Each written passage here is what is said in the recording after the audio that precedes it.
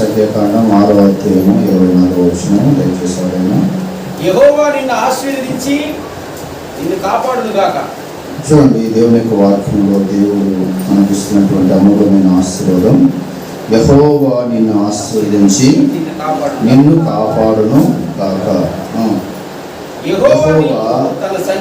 యెహోవా నీకు తన సన్నిధి ప్రకాశింపజేసి నిన్ను కరుణించును గాక. యెహోవా నీ మీద తన సన్నిధి కాంతి ఉదయింపజేసి నీకు సమాధానము కలుగు చేయును గాక. అట్లు వారు ఇశ్రాయేలీయుల మీద నా నామము ఉచ్చరించుట వలన నేను వారిని ఆశీర్వదించను. చూడండి, ఇక్కడ దేవుని యొక్క వాక్యంలో రాయబడిన మాట ఏంటంటే, మీరు ఇశ్రాయేలీయులను ఇలాగూ దీవింపవలను.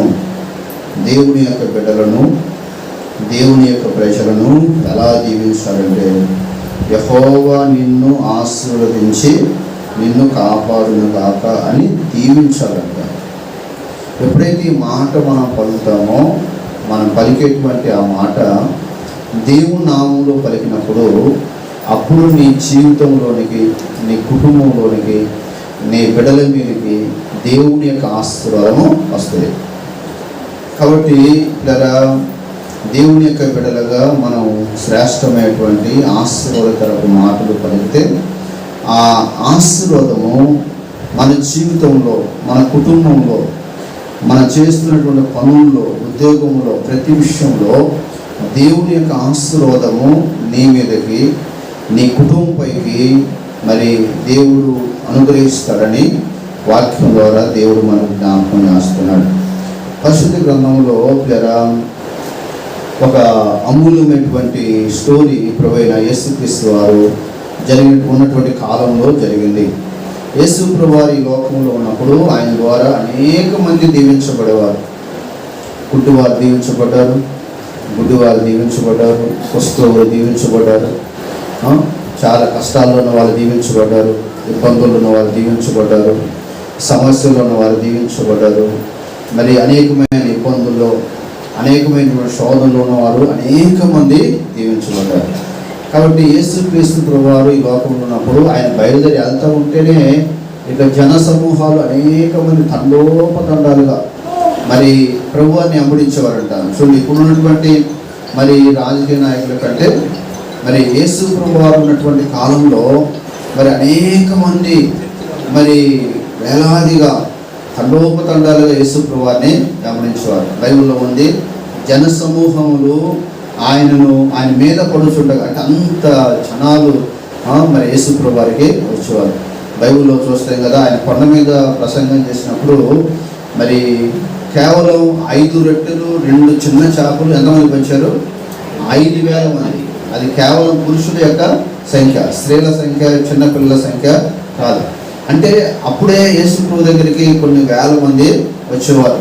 ఆ తర్వాత ఆయన మరి గెన్నెసరేతు సరస్సు తీరంలో వాక్యం బోధిస్తున్నప్పుడు అప్పుడు కూడా మరి చాలామంది జన సమూహాలు ఆయన మీద పడుతున్నప్పుడు పేతురుతో అంటాడు, నేను జనాలు ఎక్కువైపోయారు, వాళ్ళ దగ్గర నేను నిలబడలేకపోతున్నాను, కాబట్టి నీ దోణి కొంచెం లోపలికి వస్తే ఆ దోణి మీద నిలబడి నేను వాక్యం బోధిస్తాను అని చెప్పినప్పుడు పేతురు ఆ దోణి మరి కొంచెం లోపలికి వచ్చినప్పుడు పేతురు యొక్క దోణిలో ఉండి యేసుక్రీస్తు ప్రభువారు వాక్యం బోధించాడు. అంటే యేసు ప్రభు ఉన్న కాలంలో యేసు ప్రభువారికి జన సమూహాలు తండోపతండాలుగా వచ్చేవారు.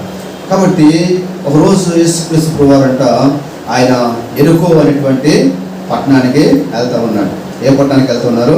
ఎరుకో పట్టణానికి వెళ్తూ ఉన్నాడు. ఆ ఎరుకో పట్టణం యాక్చువల్గా ఎరుకో పట్టణం ఎలాంటిదంటే చాలా శపించబడినటువంటి పట్టణం. అది ఎరుకో పట్టణం చాలా శపించబడినటువంటి పట్టణం. అది ఆ పట్టణం ఎవరైనా ఆ పట్టణంలో ఒక గుమ్మం నిలిపినా, ఎవరైనా ఒక ఇల్లు కట్టుకున్నా అది శపించబడినటువంటి పట్టణంగా మారిపోయింది. ఎందుకంటే ఆ ఎరుకో పట్టణం మరి బైబిల్లో ఉంది. యెహోషువ అనేటువంటి మరి దేవుని యొక్క సేవకుడు ఇశ్రాయేలు ప్రజలు ఎరుకో పట్టణం చుట్టూ 7 మార్లు తిరిగినప్పుడు ఏమైంది? ఎరుకో గోడలు కూలిపోయాయి. ఆ రోజు దేవాతి దేవుడు ఎరుకో పట్టణాన్ని శపించాడు. అందుకే ఎరుకో పట్టణం నీరు మంచిది కాదు, ఎరుకో పట్టణం ప్రాంతము మంచిది కాదు. ఆ నీరంతా ఉప్పుమయమైపోయింది. అలాంటి పట్టణాన్ని దేవాది దేవుడు జ్ఞాపకం చేసుకొని ఆ ఎలీషా ప్రవక్త ద్వారా మరలా దాన్ని బాగు చేశాడు. ఎరుకో పట్టణాన్ని బాగు చేశాడు. ఎరుకో పట్టణం నీరును బాగు చేశాడు. ఎరుకో పట్టణాన్ని మళ్ళీ ఆశీర్వదకరంగా మార్చాడు. అలాంటి శపించబడినటువంటి పట్టణంలోకి ఎవరు వెళ్తున్నారు చెప్పండి? యేసు ప్రభువారు వెళ్తూ ఉన్నాడు. యేసు ప్రభువారు వెళ్తూ ఉన్నప్పుడు అక్కడ ఆ ఎరుకో పట్టణంలో ఒక ఆయన ఉన్నాడు. ఆయన పేరు జక్కయ్య. ఏం పేరు? ఆయన పేరు జక్కయ్య. ఆయనంట చాలా పొట్టివాడు అని వాక్యంలో రాయబడ్డది. అయితే యేసు ప్రభువారు బయలుదేరి వెళ్తూ ఉంటే జన సమూహాలు అందరూ కూడా ఆయన తాకాలని, ఆయన ముట్టుకోవాలని, ఆయన ద్వారా స్వస్థత పొందాలని, ఆయన ద్వారా అద్భుతాలు పొందాలని అందరూ ప్రయత్నం చేస్తూ ఉంటే, ఆయన దగ్గరికి వెళ్ళాలని ప్రయత్నం చేస్తుంటే, ఈ జక్కయ్య మాత్రం ఏం చేశాడు తెలుసా? ఆయన పుట్టివాడు కాబట్టి ఆయన మేడు చెట్టు ఎక్కడంట. ఏం చేశాడు? పుట్టేడు ఉపాయాలు ఉంటాయి కదా, ఆయనకు ఒక ఉపాయం వచ్చింది, ప్లాన్ వచ్చేసింది. మేడు చెట్టు మీద నుంచి చూద్దాం అనుకున్నాడు. ఎందుకు ఆ మేడు చెట్టు ఎక్కాలనుకున్నాడంటే ఆయనకు సమాజంలో మంచి పేరు లేదు. ఆయన సుంకపు గుత్తదారుడు, ట్యాక్స్ కలెక్టర్ అంట. అంటే ఇంటి మీద పన్ను వసూలు చేసేవాడు. ఆ పన్ను ఎలా వసూలు చేసేవాడు అంటే గవర్నమెంట్ వాళ్ళు 10 రూపాయలు వసూలు చేయమంటే దాని పక్కన మరొక సున్నా పెట్టి 100 రూపాయలు వసూలు చేసేవాడు. కాబట్టి ఇక ప్రజలు ఎలాగా ఆయన అనేవాళ్ళంటే ఇతడు ఒక అన్యాయస్తుడు, ఇతడు అక్రమంగా ధనము సంపాదిస్తున్నాడు, ఇతడు అక్రమంగా ధనాన్ని పోగు చేసుకుంటున్నాడు. కాబట్టి ఈ సుంకపు గుత్తదారులు అయినటువంటి జక్కయ్యను కూడా ఒక అన్యాయస్తుల లెక్కలో ప్రజలు తీసుకున్నారు. కాబట్టి ఈయన జనాల్లోకి వెళ్ళిపోతే ఆ పరిశుద్ధుడైన యేసు ప్రభువును చూడటానికి ఈ పాపి కూడా వచ్చారా అని అంటారని చెప్పి ప్రజలు కనపడకుండా, ప్రజల మధ్యలోకి వెళ్ళకుండా ఆయన ఏం చేశారంటే మేడు చెట్టు ఎక్కాడనమాట. మేడు చెట్టు ఎక్కి ఇక యేసు ప్రభు వారు వెళ్తూ ఉంటే యేసు ప్రభు ఎవరో తెలియదు. యేసు ప్రభు ఎవరో ఈ జక్కయ్యకి తెలియదు, జక్కయ్య ఎవరో యేసు ప్రభు వారికి తెలియదు. యేసు ప్రభు ఎలా ఉంటాడో చూద్దామంటే యేసు ప్రభుతో పాటుగా 12 మంది ఉన్నారు. ఆ 12 మంది కూడా సేమ్ యేసు ప్రభు లాగే ఉంటారట. దాదాపుగా అందరి చుట్టూ పొడగాక, అందరు గడ్డాలు పెంచి, ఇక ఎవరో ఆయనకు అర్థం కావట్లేదు, పైనుండి వస్తూ ఉన్నాడు. అయితే పిల్లరా, మన దేవుడు ఎవరంటే ఆయన హృదయ రహస్యాలు తెలియని దేవుడు. నీకు దేవుని చూడాలని ఆశ ఉంటే, అలాగే నీకు దేవుని మీద ఒక తృష్ణ ఉంటే ఆయనే మనతోటి మాట్లాడతాడు. ఆయన మన పేరు ఆయన తెలుసు, మన అవసరత దేవుని తెలుసు, మన అక్కలు దేవుని తెలుసు, మనం ఏ పరిస్థితుల్లో ఉన్నామో కూడా అన్ని దేవుడు చూసే దేవుడు. వాక్యంలో ఉంది మన దేవుడు ఎంత గొప్ప దేవుడు అంటే మన తలంపు పుట్టక మునిపే ఆయన మనల్ని ఎరిగినటువంటి దేవుడు ఆయన. కాబట్టి మన ఆలోచనలు దేవునికి తెలుసు. చాలాసార్లు నా పరిస్థితి దేవునికి తెలుసా, నేను ఏ కష్టంలో ఉన్నానో దేవునికి తెలుసా, నేను ఏ ఇబ్బందుల్లో ఉన్నానో దేవునికి తెలుసా, నేను ఏ బాధలో ఉన్నానో దేవునికి తెలుసు అంటే మన దేవుడికి అన్నీ తెలుసు. నువ్వు ఏ బాధలో ఉన్నావో, ఏ కష్టంలో ఉన్నావో, నువ్వు ఏ ఇబ్బందులు ఉన్నావో, నువ్వు ఏ సమస్యలో ఉన్నావో, నువ్వు ఎంత పోరాటంలో ఉన్నావో, నువ్వు ఎంత అనారోగ్యంతో ఉన్నావో, నువ్వు ఎంత అప్పుల్లో ఉన్నావో, ఎంత బాధలో కూరుకుపోయావో, ఏ పరిస్థితులు ఉన్నావో దేవుడికి తెలుసు కదా. మనుషులైతే పై రూపాన్ని చూస్తారంట, కానీ దేవుడు ఏం చూస్తాడు చెప్పండి? అంతరంగాన్ని చూస్తాడు, హృదయాన్ని చూస్తే దేవుడు. మన పేరు దేవునికి తెలుసు. బైబిల్లో ఆయన పేరు పెట్టి పిలిచే దేవుడు. దేవుని స్తోత్రం. ఏం చేస్తాడంటే దేవుడు పేరు పెట్టి పిలిచే దేవుడు. చూడండి, బైబిల్లో అబ్రహామును దేవుడు ఏమని పిలిచాడు? అబ్రహామా అని దేవుడు పిలిచాడు. బైబిల్ ఆది కాండంలో ఆదాముతో దేవుడు ఏమని పిలిచాడు? ఆదామా ఎక్కడ ఉన్నావు నువ్వు అని దేవుడు పేరు పెట్టి పిలిచాడు. మోషే గారా అరణ్యంలో మరి గొర్రెలు కాసుకుంటున్నప్పుడు ఆ పొదల నుంచి అంటే దేవుడు మోషేతో మాట, మోషే ఇది పరిశుద్ధమైన భూమి కాబట్టి నీ పాదముల దగ్గర ఉన్నటువంటి చెప్పులు విడిచి నువ్వు రమ్మన్నాడు అనమాట. అంటే మన పేరు దేవుడికి తెలుసు, పేరు పెట్టి పిలుస్తాడు దేవుడిని. నీ పేరు దేవునికి తెలుసు, నీ కష్టమైతే దేవునికి తెలుసు, నువ్వు ఏ ఇబ్బందులు ఉన్నావో దేవునికి తెలుసు, ఏ బాధలు ఉన్నావో దేవునికి తెలుసు, ఏ అవసరతలు ఉండి దేవుడి దగ్గరికి వచ్చావో ఆయన అన్నీ ఎరిగిన దేవుడు. కాబట్టి దేవునికి తెలియదని మనం పిల్లరా మౌనంగా ఉండడానికి వీలు లేదు. కాబట్టి ఇలా మన దేవాది దేవుడు అన్ని తెలుసు కాబట్టి ఆ దేవునికి మన ప్రతి అవసరత చెప్పడానికి మనం సిద్ధంగా ఉండాలి. అయితే ఈ జక్కయ్య యేసుప్రభు ఎవరో నాకు తెలియదు కదా, నన్ను ఎవరు గుర్తుపట్టరు కదని ఆయన మేడు చెట్టు ఎక్కినప్పుడే ఆ మేడు చెట్టు మీద ఉన్న జక్కయ్యను ఎవరు చూశారు చెప్పండి? యేసయ్య చూశాడు. తిన్నగా ఆయన ఆ దారిలో వెళ్ళే వ్యక్తి మేడు చెట్టు కిందకి వచ్చాడు. అందరూ అంటే ఎక్కడికి వెళ్తున్నావు? దారి అటైతే నువ్వు మేడు చెట్టు దగ్గరికి ఎందుకు వెళ్తున్నావు అంటే, లేదు మేడు చెట్టు మీద ఒక ఆయన ఉన్నాడు. దేవుని స్తోత్రం. మేడు చెట్టు మీద ఏమున్నాయి? మేడు చెట్టు మీద అంటే ఒక ఆయన ఉన్నాడు. ఆ మేడు చెట్ల మధ్యలో, ఆ చెట్టు కొమ్మల మధ్యలో ఈ జక్కయ్య పుట్టివాడు కదా, ఆ చెట్టు మీద పడుకొని ఉన్నాడట. చూడండి, మీరు యూట్యూబ్లో కొట్టండి, జక్కయ్య ఎక్కిన మేడు చెట్టు కొడితే ఆ మేడు చెట్టు ఎప్పటికీ ఉందన్నమాట. అయితే ఇప్పుడు ఇలా ఆ జక్కయ్య ఏ చెట్టు ఎక్కాడు చెప్పండి? అన్ని ఆ ఇశ్రాయేలు దేశంలో ఒలివ చెట్లు చాలా ఎక్కువ ఉంటాయట, అంజూరపు చెట్లు చాలా ఎక్కువ ఉంటాయట, తర్వాత దానిమ్మ చెట్లు చాలా ఎక్కువ, యాపిల్ చెట్లు చాలా ఎక్కువ ఉంటాయట, తర్వాత ఖర్జూరపు చెట్లు చాలా ఎక్కువ ఉంటాయి. కానీ ఈయన మేడి చెట్టు ఎందుకు ఎక్కాడు చెప్పండి? ఎందుకు ఎక్కుంటాడు మేడి చెట్టు? ఎందుకు ఎక్కుంటాడు? ఆ మేడి చెట్టు అంట ఆయన జీవితానికి చాలా దగ్గరగా రిఫ్లెక్ట్ చేస్తంట. ఆయన జీవితం మేడి పండు చూడు మేలుమయుడు కొత్త ఇప్పు చూడు. ఈయనేమో లేరా మరి సమాజంలో ఉద్యోగం చేస్తున్న వ్యక్తి, కానీ పైకి మాత్రం ఆయన లోపల మాత్రం ఆయనకు మంచి పేరు లేదు. ఏం లేదానికి మంచి పేరు. మేడి పండు కూడా పైకి బాగానే ఉంటుంది, లోపల ఇప్పితే పురుగులు మొత్తం బయటికి వెళ్ళిపోతూ ఉంటాయి. అలాగే ఆయన యొక్క జీవితంలో లేరా ఆయనకి ఏం లేదంటే మంచి పేరు లేదు ఆయనకి.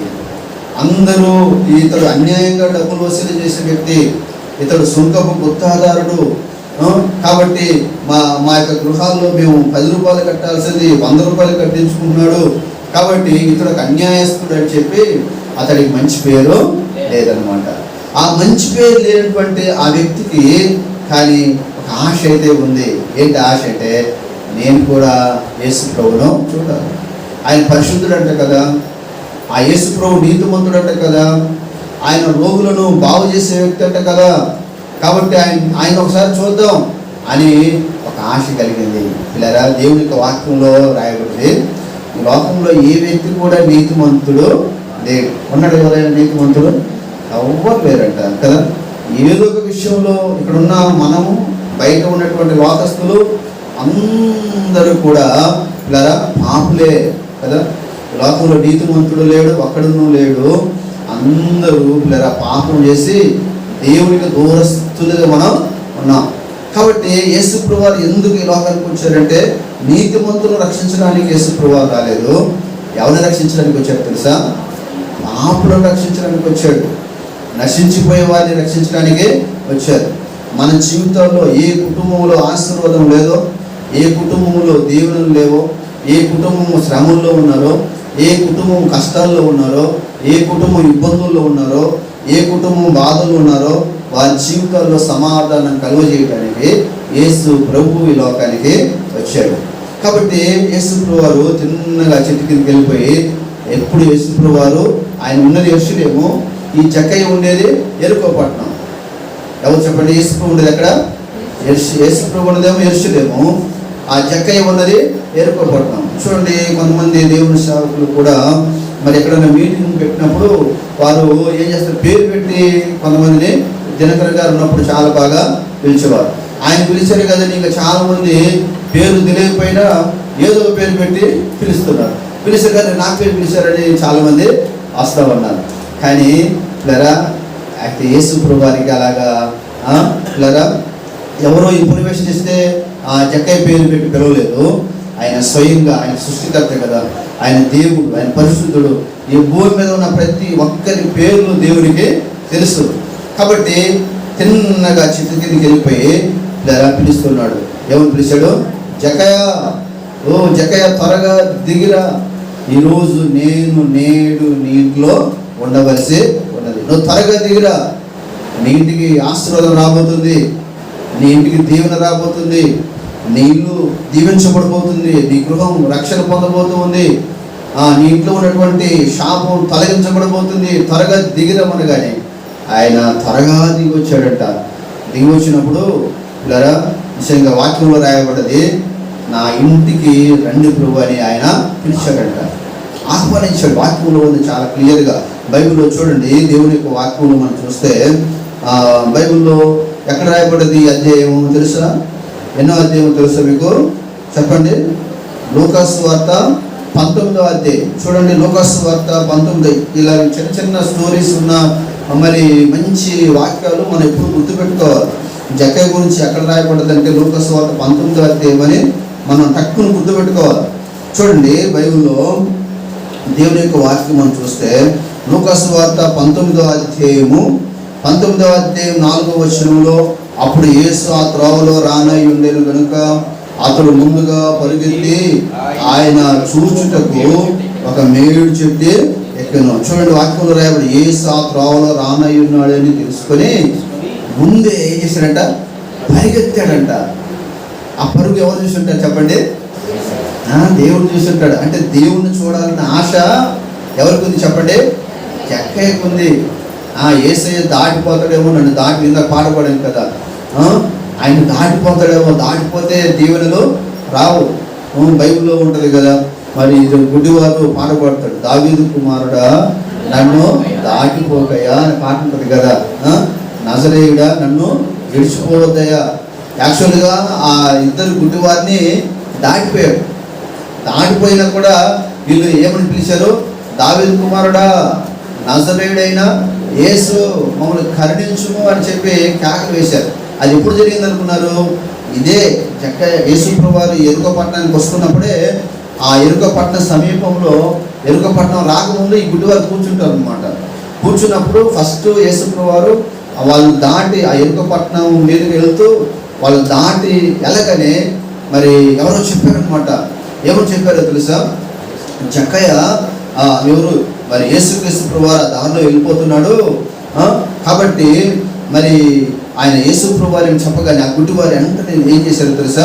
వారు ఇక ఒక్కసారిగా పిలిచారనమాట. బైబిల్లో చూడండి, ఇక్కడ అధ్యాయం కూడా ఇక్కడ ఉంది. లూకాసు వార్త 18వ అధ్యాయము చూడండి. లూకాసు వార్త 18వ అధ్యాయము 35వ వచనం చదవండి. లూకాసు వార్త 18:35. ఆయన ఎరుకో పట్టణమునకు సమీపించినప్పుడు ఒక గుడ్డివాడు త్రోవ పక్కన కూర్చుండి భిక్షమడుగుచు ఉండెను. జన సమూహములు దాటిపోచున్నట్లు వాడు చప్పుడు విని ఇది ఏమని అడగగా వారు నజరేయుడైన యేసు ఈ మార్గమును వెన్ను చూడనని వారితో చెప్పిరి. అప్పుడు వాడు దావీదు కుమారుడా నన్ను కరుణించమని కేకలు వేయగా ఊరుకుండుమని ముందర నడుచువారు వాడిని గద్దించరు కానీ వాడు మరి ఎక్కువగా దావీదు కుమారుడా నజరేయుడైన యేసు నన్ను కరుణించుమని కేకలు వేయుచు ఉండెను అని రాయబడ్డది. చూడండి, ఆ గుడ్డివాడు యేసు ప్రభువారు అతను దాటిపోతున్నాడని ఏం చేశాడట? దావీదు కుమారుడా నజరేయుడైన యేసు నన్ను కరుణించు అని కేకలు వేశాడు. కేకలు వేయగానే వాక్యం యేసు ప్రభువారు నిలబడి అతని దగ్గరికి వెళ్ళిపోయి అడుగుతాడు అనమాట. ఏమని అడిగాడంటే, నేను నీకేం చేయబోతున్నావు, నేను నీకేం చేయాలి, ఏం కావాలి నీకు అని అడిగాడు అనమాట. అనేసరికి ఆ వ్యక్తి అంటాడు అనమాట, ప్రభా నేను చూపు పొందబోతున్నాను, నాకు డబ్బులు లేవు ప్రభు అని అడగలేదు, నాకు ఇల్లు లేదు ప్రభు అని అడగలేదు, నాకు కారు కావాలి ప్రభు, లేకపోతే నాకు బైక్ కావాలి ప్రభు, నాకు ఆస్తి కావాలని అడగలేదు. ఏం కోరుకున్నాడు చెప్పండి? చూపు లేదు. నాకు ఫస్ట్ ఇంపార్టెంట్, నాకు చూపు కావాలి. నా భార్య ఎలా ఉంటుందో నాకు తెలియదు, నా పిల్లలు ఎలా ఉంటారో నాకు తెలియదు, లోకం ఎలా ఉంటుందో నాకు తెలియదు, సృష్టి ఎలా ఉంటుందో నాకు తెలియదు. కాబట్టి నాకు ఈ ధనధాన్యాలు ఏం అవసరం లేదు, కానీ నాకేం కావాలి? చూపు దయచేయి, నాకు చూపు కావాలన్నప్పుడు యేసు ప్రభువారు అతను ఏమన్నాడో తెలుసా? యేసు చూపు పొందము, నీ విశ్వాసము నిన్ను స్వస్థపరిచినని వానితో చెప్పాను. వెంటనే వాడు చూపు పొంది దేవుని మహిమపరచు ఆయన వెంబడించాను. ప్రజలందరిని చూసి దేవుని స్తోత్రము చేసిరి. హల్లెలూయా. చూడండి, వెంటనే యేసు ప్రభువు చూపు పొందుము, నీ విశ్వాసమే నిన్ను స్వస్థపరచును అని చెప్పగానే అతనికి ఏం కలిగిందంట? చూపు వచ్చింది. దేవుని స్తోత్రం. కాబట్టి నీ జీవితంలో నువ్వు ఒకవేళ ఏదైనా అనారోగ్యంతో బాధపడుతూ ఉంటే, నీ జీవితంలో నీవేదైనా సమస్యతో బాధపడుతూ ఉంటే, నీ జీవితంలో నీకేదైనా ఒకవేళ వ్యాధి కానీ బలహీనత కానీ ఉంటే, నువ్వు విశ్వాసంతో దేవుడిని అడిగితే దేవుడు ఏం చేస్తాడంట? స్వస్థపరుస్తాడు. దేవుడి స్తోత్రం. ఈ వాక్యంలో రాయబడింది కదా, నీ విశ్వాసమే నిన్ను స్వస్థపరచును అని చెప్పాడు యేసు ప్రభు. కాబట్టి మనకి ఏం కావాలి? ముందు చెప్పండి, విశ్వాసం కావాలి. విశ్వాసం లేకుండా, నమ్మకం లేకుండా, దేవుడి మీద భక్తి లేకుండా దేవుడు చేస్తాలే అంటే అది జరిగే పని కాదు. నేను ప్రార్థన చేస్తున్నాను, నేను దేవుడు నమ్ముకున్నాను, నా ప్రార్థన నా దేవుడు ఆలకిస్తాడు, కాబట్టి నాకున్నటువంటి బలహీనత అనారోగ్యం తొలగిస్తాడని విశ్వాసంతో దేవునికి ప్రార్థన చేస్తే ఎవరో పాస్టర్ గారు చేయాల్సిన పని లేదు. నీ విశ్వాసమే నిన్ను స్వస్థపరచును అని వాక్యంలో రాయబడింది. ఎప్పుడైతే యేసుప్రభు వారు ఆ మాట చెప్పారో వెంటనే వారు చూపు పొంది దేవుణ్ణి మహిమపరుస్తూ ఆయన్ని వెంబడించాను. ప్రజలందరూ అది చూసి దేవునికి ఏం చేశారంట? స్తోత్రం చేశారంట. కాబట్టి జన సమూహాల్లో ఆ గుడ్డి వ్యక్తి కూడా ఉన్నాడు. ఆయన దారిలో వెళ్తూ ఉన్నాడు, స్వస్థ పొందాడు. ఇంకా ఆయనతో పాటుగా బయలుదేరి వెళ్ళాడు. వెళ్తూ ఉన్నప్పుడు ఇప్పుడు ఎక్కడికి వచ్చాడంటే ఈ యొక్క ఎరుకో పట్టణం లోపలికి వచ్చాడు. ఎరుకో పట్టణపు మరి దగ్గరికి వచ్చేటప్పుడు ఆ గుడ్డి వ్యక్తికి స్వస్థత వచ్చాడు. అతను తీసుకొని ఎరుకో పట్టణం లోపలికి వచ్చాడు. ఆ పట్టణంలోకి వచ్చిన తర్వాత దేవుని యొక్క వాక్యంలో రాయబడింది. చూడండి, ఏందో మనం చేయడం వాక్యంలో 4వ వచనంలో, అప్పుడు యేసు రానయుడిని కనుక అతడు ముందుగా ఏం చేశాడంట? పరిగెత్తి. చూడండి ఎంత మంచి మాట ఉందో. ముందుగా అతడు ఏం చేశాడంట? పరిగెత్తాడంట. అది ఎవరైనా మామూలు యొక్క ఉద్యోగస్తుడు. ఆయన ఇప్పటి లెక్కలో చూసుకుంటే అతడు కలెక్టర్ ఉద్యోగం అంట. కలెక్టర్ ఆ రోజుల్లో ఆయన చేసిన ఉద్యోగం. ఇప్పుడు మన దగ్గర ఉన్న కలెక్టర్కి ఎంత హోదా ఉందో అంత హోదా ఆయనకి ఉండేదన్నమాట. Tax collector. ఒక కలెక్టర్ యేసు ప్రభువుని చూడటానికి ఏం చేశాడు? పరిగెత్తాడు అనమాట. ఎవరికి తెలియదు.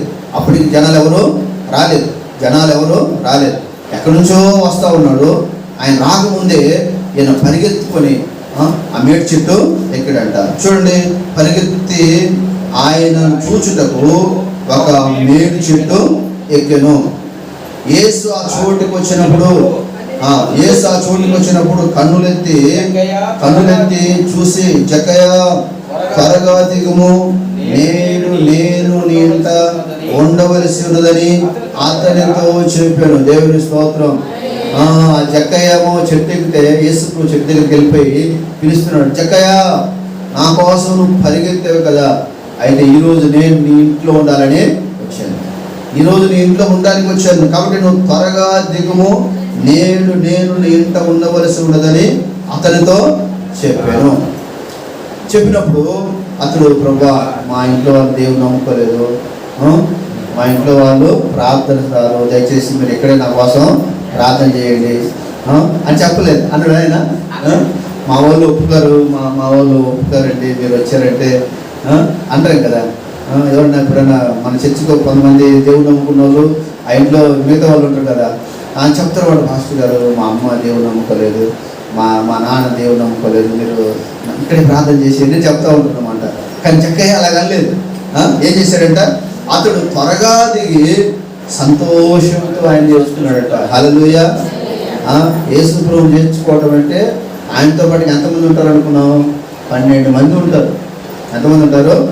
12 మంది మామూలు కాదు, బకాసులు. నువ్వు మనం 1 కేజీ 2 కేజీలో పెడితే సరిపోయేది కాదు. వాళ్ళు పొలాల్లో కూడా వెళ్ళిపోతే పొలం మొత్తం కూడా అయిపోద్దంట. యేసు ప్రభు మీద గొడవకు వచ్చారు కదా ఒకసారి.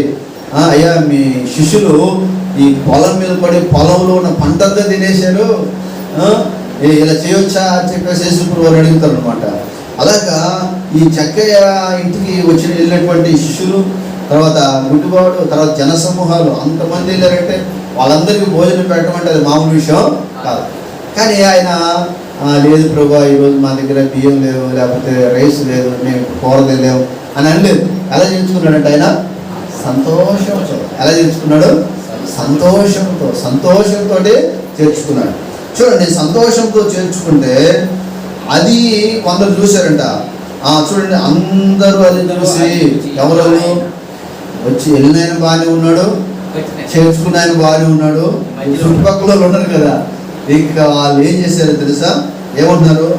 ఈయన పాపి అయినా మనుషుని యొక్క బస చేయ వెళ్ళని చాలా చదువుకోవడం ప్రారంభించాడు. ఆయన అన్నీ డబ్బులు వసూలు చేశాడు. ఆరింటికి వెళ్ళాడంటే ఈయన ఏం పాస్టర్ అంటారు కదా. అన్నీ ఆడేమో భయంకరమైన తాగుబోతుడు, భయంకరమైన వ్యక్తి. వాళ్ళింటికి వెళ్ళిపోయి భోజనానికి వెళ్ళిపోయాడు అని వీళ్ళు చదువుకోవడం ప్రారంభించారు. చదువుకుంటూ ఉన్నారు. యాక్చువల్గా ఈ చదువులు అనేవి యేసుప్రభు వారికి బాగా తెలుసు. యేసుప్రభు వారు చాలాసార్లు బైబిల్లో మనకు చాలాసార్లు ఆయన అలా చదువుకుంటూ ఉన్నప్పుడు వాళ్ళ సనుగుడు విని కూడా యేసుప్రభు వారు వాళ్ళని గద్దించినట్టుగా చాలాసార్లు బైబిల్లో రాయబడు. అయితే ఇప్పుడు ఈ చదువుకోవటం యేసుప్రభు కంటే జక్కయ్య విన్నాడు. ఎవరు విన్నారు? జక్కయ్య విన్నాడు. ఆ జక్కయ్య ఎందుకు చదువుకుంటున్నారంటే డబ్బులు ఎక్కువ వసూలు చేసేవాడు కదా. 100 రూపాయలకు 10 రూపాయలకు 100 రూపాయలు వసూలు చేసేవాడు. ఇలాగా అందరి దగ్గర పీడించేవాడు. వాళ్ళు పన్ను కట్టుకుంటూ వదిలిపెట్టేవాడు కాదు, అలాగే కూర్చునేవాడు. కాబట్టి అలాంటి డబ్బు ఎక్కువ వసూలు చేసేవాడు కదా.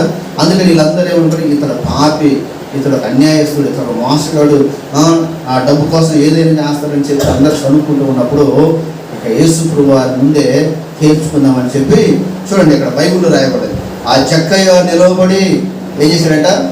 జక్కయ్య నిలవబడి మరి ఒక చెట్టు ఎక్కాడో లేకపోతే ఒక పళ్ళు ఎక్కాడో ఏమి ఎక్కడో మనకు తెలియదు. ఆ జక్కయ్య నిలబడి యేసుప్రభుతో, ఇదిగో ప్రభువా, నా ఆస్తిలో సగం ఈరోజు నేను పేదలకు ఇచ్చేస్తున్నాను. నువ్వు నా ఇంటికి వచ్చావు, అదే నాకు ఆశీర్వాదం.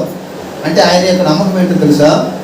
డబ్బు కంటే ధనం కంటే యేసుప్రభు నా ఇంట్లో ఉంటే చాలు కదా. ఎవరుంటే చెప్పండి? యేసయ్య ఉంటే చాలు. నాకు డబ్బు కాదు ప్రాముఖ్యం. అప్పటి వరకు దేనికోసం ప్రయాసపడ్డాడు ఆయన? డబ్బు కోసం ప్రయాసపడ్డాడు. అప్పటి వరకు ధనం కోసం అందరినీ పీడించాడు, ధనం కోసం ఆస్తి కోసం అందరినీ ఏడిపించాడు. అయితే ఇప్పుడు యేసుప్రభు తన ఇంట్లోకి వచ్చిన తర్వాత ఆయన నిలబడి అంటున్నాడు, ప్రభువా, నేను ఎవరి దగ్గర అయినా మరి ఇదిగో ప్రభువా, నా ఆస్తిలో సగం పేదలకు ఇచ్చున్నాను. నేను ఎవరి యొద్దనైనా అన్యాయముగా దేనినైనా తీసుకున్న ఎడల అతనికి 4 మరలా చెల్లించునని ప్రభుత్వం చెప్తున్నాడు. నేను ఎవరి దగ్గర అయినా నేను 100 రూపాయలు తీసుకుంటే అతనికి ఎంత ఇస్తాడంట? 400 అంటే 400 నేను చెల్లిస్తాను. ఒకవేళ ఆ వ్యక్తి దగ్గర నేను 1,00,000 రూపాయలు తీసుకుంటే నేను 4 లక్షలు చెల్లిస్తాను. ఇప్పుడే నీ ముందే చెప్తున్నాను, నా ఆస్తిలో సగం పేదవాళ్ళకి ఇచ్చేస్తున్నాను. ఆ తర్వాత అన్యాయంగా తీసుకున్న వాళ్ళకి 400 చెల్లిస్తూ ఉన్నాను. కాబట్టి ఇక మీద ఎవరు నేను పాపి అంటానికి వీలు లేదు, ఎందుకంటే నేను నీ దగ్గరికి వచ్చాను. అంటే చూడండి ఇక్కడ వాక్యం తెలియజేస్తుంది. యేసు ప్రభు దగ్గరికి ఒక పాపి వచ్చినప్పుడు ఆ వ్యక్తి యొక్క జీవితం మార్చబడుతుంది. దేవుని స్తోత్రం కదా. మనం అంతకుముందు యేసు ప్రభు దగ్గర రాకముందు సినిమాలు చూసేవాళ్ళం. యేసు ప్రభు దగ్గర రాకముందు మన ఇష్టానుసారంగా ప్రవర్తించేవాళ్ళం. సిగరెట్లు తాగేవాళ్ళు, బీడీలు తాగేవాళ్ళు, చుట్టాలు తాగేవాళ్ళు, అలాంటి ఆడవాళ్ళు అయితే ఏదైనా బలహీనతలు ఉంటాయి అనుకోండి. ఇప్పుడు యేసు ప్రభు దగ్గరికి వచ్చిన తర్వాత వాటిని ఏం చేయాలి చెప్పండి? విడిచిపెట్టాలి. అదే అనమాట దేవుడు కోరేది. అతిక్రమములు దాచిపెట్టిన వాడు వర్ధిల్లుడు, వాటిని ఒప్పుకొని విడిచిపెట్టిన వాడు కనికరించబడు. ఒప్పుకోవాలంటే అది ఒప్పుకోవడం అంటే ఒక వ్యక్తి రక్షణ పొందాలంటే, ఒక వ్యక్తి మారు మనసు పొందాలంటే, ఒక వ్యక్తి నిత్యజీవం పొందాలంటే మనం చేసిన పాపాలు తప్పులు ఏం చేయాలి? ఒప్పుకోవాలి. ఇప్పుడు చక్కయ్య ఏం చేస్తున్నాడు? ఆయన చేసిన ఏ పాపం అయితే చేశాడో, ఎక్కడైతే అన్యాయంగా డబ్బు సంపాదించాడో అది దేవుని దగ్గర ఒప్పుకొని విడిచిపెట్టేస్తున్నాడు అనమాట. ఆస్తి విడిచిపెట్టాడు, డబ్బు విడిచిపెట్టాడు, లేదా పేదవారికి పనిచేశాడు. క్లియర్గా అతడు నీతివంతుడిగా మార్చబడటానికి కావాల్సిన పనులన్నీ కూడా చేస్తున్నాడు. కాబట్టి లేదా ఒక కుటుంబం దీవించబడాలంటే, ఒక వ్యక్తి ఆస్వాదించబడాలంటే, ఒక వ్యక్తి దీవెన పొందాలంటే మనం చేసిన ప్రతి పాపము, ప్రతి బలహీనత, ప్రతి తప్పునంట దేవుని దగ్గర ఏం చేయాలి? ఒప్పుకొని విడిచిపెట్టాలి అని దేవునికి వాక్యం తెలియజేస్తుంది. చూడండి, ఎప్పుడైతే యేసు ప్రభు ఎదుట, ఇదిగో ప్రభువా, నా ఆస్తిలో సగం పేదలకు ఇచ్చుచున్నాను, నేను ఎవరి యొద్దనైనా అన్యాయంగా దేన్నైనా తీసుకునేలా అతనికి 4 మరలా చెల్లిస్తున్నానని ప్రభుతో చెప్పాను. అందుకు యేసు ఏమన్నాడు? ఇతరులు అబ్రహాము కుమారుడే, ఎందుకనగా నేడు ఈ ఇంటికి రక్షణ వచ్చి ఉన్నది. హల్లెలూయా. ఏమొచ్చిందంటే ఆ ఇంటికి రక్షణ, ఆశీర్వాదం వచ్చింది. ఆ ఇంటికి ఏమొచ్చింది చెప్పండి?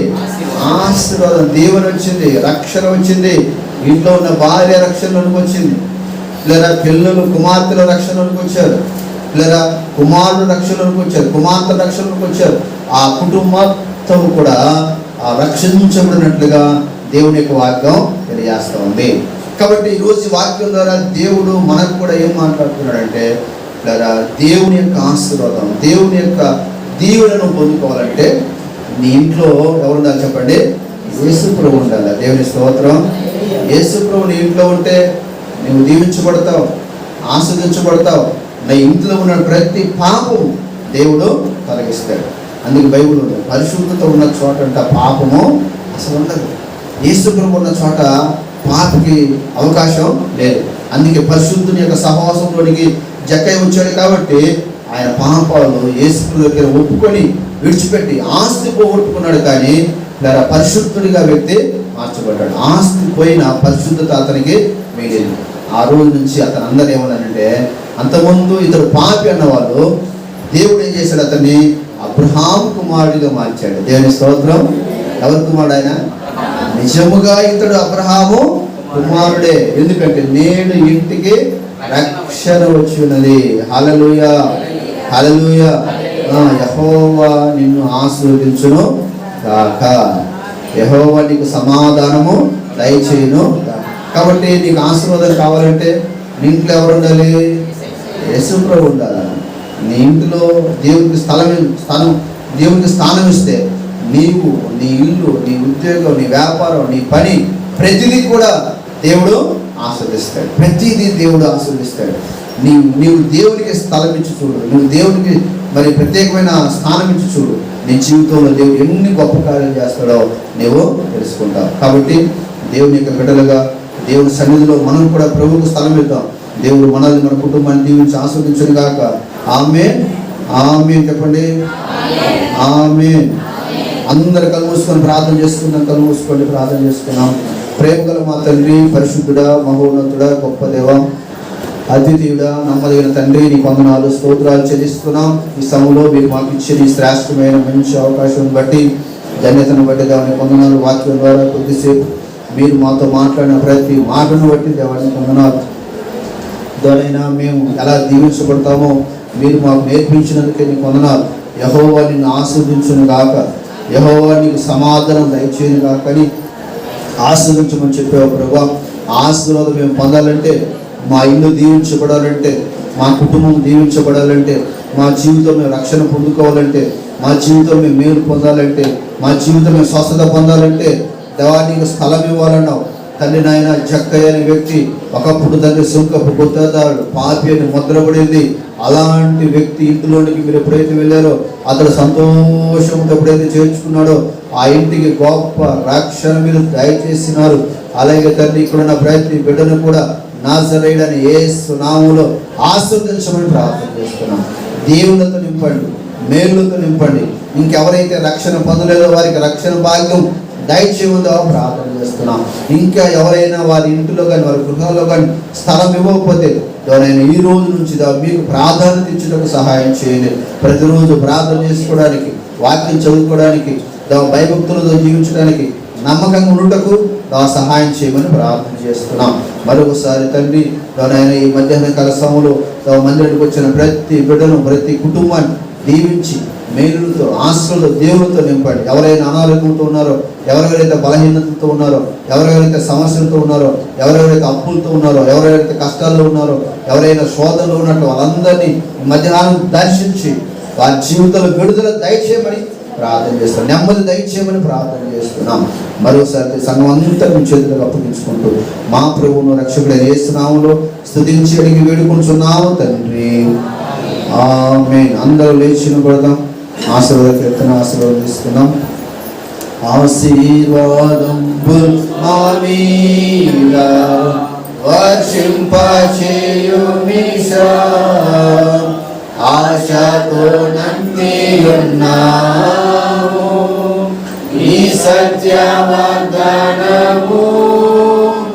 ఈ మాహి మీద కుమ్మరించుము దేవా క్రమ్మర ప్రేమ వర్షంబు కుమ్మరించుము దేవా.